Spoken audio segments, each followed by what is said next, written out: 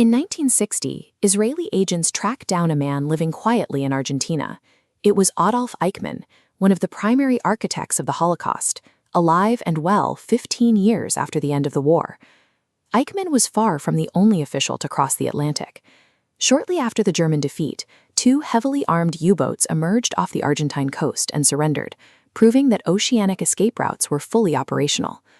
Decades later, archaeologists deep in the remote Argentine jungle unearthed the ruins of German-designed fortresses. Built in the mid-1940s, these structures contained physical artifacts from the era, including actual Nazi currency. Because these South American ratlines are established historical facts, they validate a very practical question. If high-ranking officials and entire submarines could slip away undetected, did Adolf Hitler escape with them? The answer begins in April 1945, as Soviet forces were advancing into a heavily bombed, chaotic Berlin. The war in Europe ended, but in June of that year, Soviet authorities publicly announced they could not find Hitler's body, suggesting instead that the dictator had likely escaped. This announcement triggered mass paranoia. For decades, intelligence agencies like MI5 and the FBI conducted frantic investigations across the globe based on reported sightings of the dictator. The Soviet Union calculatedly engineered the survival theory to sow confusion among Western allies as post-war tensions rose. This diagram shows the Führerbunker's defensive engineering. It was buried nearly 24 feet underground and protected by a 9-foot-thick concrete roof to withstand relentless Allied air raids. A massive underground network of S-Bahn tunnels and utility passages connected directly to the bunker, allowing for movement beneath the city streets. Theoretically, a person could navigate those tunnels from the Chancellery straight to Tempelhof Airport, board a long-range flight, and rendezvous with a waiting U-boat on the coast. From a purely logistical standpoint, slipping out of the crumbling capital without ever seeing the sky was entirely possible. The established historical record, however, relies on events inside that bunker. Eyewitnesses reported that on April 30th, Hitler shot himself, while his newlywed wife, Eva Braun, ingested poison.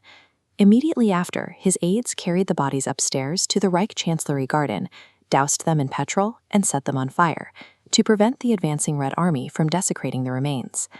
The global public and Allied intelligence agencies inherently distrusted these stories, as every witness inside the bunker was a fiercely loyal Nazi.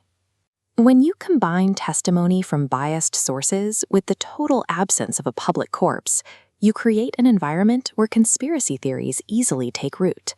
In reality, the Soviets recovered charred remains from the Chancellery Garden in 1945, specifically a jawbone and teeth, and hid them away in Russian archives for decades. The mystery cleared only in 2018, when a team of researchers led by Philippe Charlier gained rare access to those archives. They published their analysis of the fragments in the European Journal of Internal Medicine. This matches historical dental x-rays to the recovered remains. The team analyzed the unique geometric shapes of the dental work to verify identity. Hitler's poor dental health required numerous distinct metal bridges. Those structures acted as a one-of-a-kind biological fingerprint. The analysis confirmed a flawless match, proving the remains hidden in Moscow belonged to Adolf Hitler. Adolf Hitler died trapped in the Berlin bunker, never reaching the South American cities seen in survival legends. It is easy to see why the myth survived. The most compelling fictions are built on a scaffolding of actual truths, like real Nazi ratlines and calculated state cover-ups. But when properly analyzed, hard physical evidence always outlasts the most elaborate rumors.